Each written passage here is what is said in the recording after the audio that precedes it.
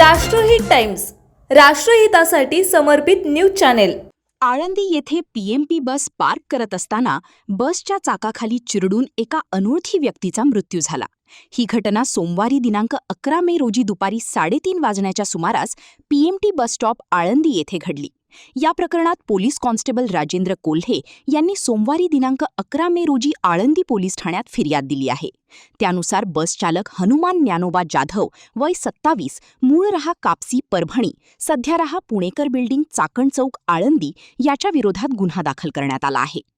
पोलिसांनी दिलेल्या माहितीनुसार आरोपी बस चालकाने आळंदी पीएमटी स्टॉपवर बस पार्क करत असताना परिस्थितीकडे दुर्लक्ष करून निष्काळजीपणे बस चालवली। यावेळी बसच्या उजव्या बाजूच्या मागील चाकाखाली अंदाजे 35 ते 40 वर्षे वयोगटातील एक अनोळखी पुरुष आला। बसचे चाक डोक्यावरून गेल्याने या व्यक्तीचा जागीच मृत्यू झाला। मृत व्यक्तीने जांभळ्या रंगाचा टी-शर्ट आणि निळ्या रंगाची ट्रॅक पॅन्ट घातलेली होती। या व्यक्तीबाबत कोणाला अधिक माहिती असल्यास त्यांनी आळंदी पोलीस ठाण्याशी संपर्क करावा, असे आवाहन पोलिसांनी केले आहे। तसेच या घटनेचा अधिक तपास आळंदी पोलीस करत आहेत।